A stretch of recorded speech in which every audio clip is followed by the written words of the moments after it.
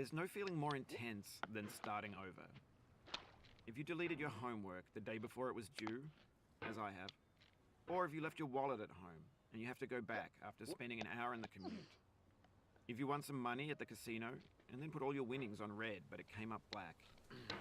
If you got your best shirt dry cleaned before a wedding and then immediately dropped food on it.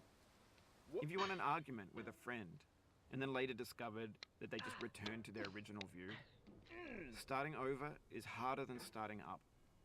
If you're not ready for that, like if you've already had a bad day, then what you're about to go through might be too much. Feel free to go away and come back. I'll be here. Alright, thanks for coming with me on this trip. I'll understand if you have to take a break at any point. Just find a safe place to stop and quit the game. And don't worry, I'll save your progress, always. Even your mistakes. This game is a homage to a free game that came out in 2002, titled Sexy Hiking. The author of that game was Jazuo, a mysterious Czech designer who was known at the time as the father of B games. And B games are rough assemblages of found objects. Designers slap them together very quickly and freely, and they're often too rough and unfriendly to gain much of a following. They're built more for the joy of building them than as polished products. In a certain way, Sexy Hiking is the perfect embodiment of a B game. It's built almost entirely out of found and recycled parts, and it's one of the most unusual and unfriendly games of its time. In it, your task is simply to drag yourself up a mountain with a hammer. And that act of climbing, in the digital world or in real life, has certain essential properties that give the game its flavor. No amount of forward progress is guaranteed. Some cliffs are too sheer or too slippery, and the player is constantly, unremittingly in danger of falling and losing everything. Anyway, when you start Sexy Hiking, you're standing next to this dead tree that blocks the way to the entire rest of the game. It might take you an hour to get over that tree, and a lot of people never got past it. You prod and you poke at it, exploring the limits of your reach and your strength, trying to find a way up and over. And there's a sense of truth in that lack of compromise. Most obstacles in video game worlds are fake. You can be completely confident in your ability to get through them once you have the correct method or the correct equipment or just by spending enough time. In that sense, every pixelated obstacle in Sexy Hiking is real. The obstacles in Sexy Hiking are unyielding, and that makes the game uniquely frustrating. But I'm not sure Jazuo intended to make a frustrating game.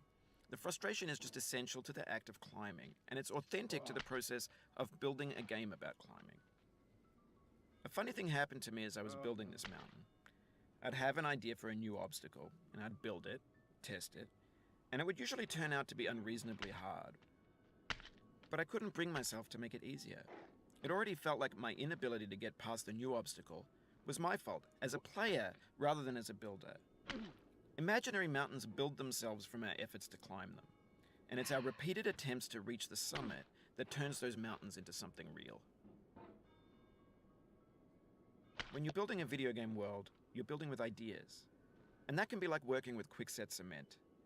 You mold your ideas into a certain shape that can be played with, and in the process of playing with them, they begin to harden and set until they're immutable, like rock.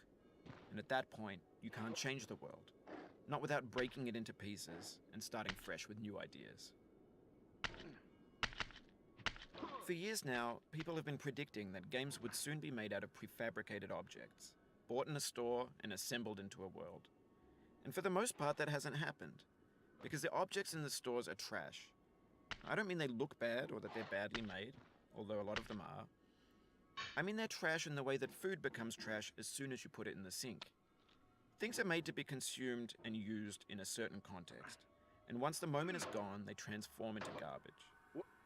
In the context of technology, those moments pass by in seconds. Over time, we've poured more and more refuse into this vast digital landfill that we call the internet. It now vastly outnumbers and outweighs the things that are fresh and untainted and unused.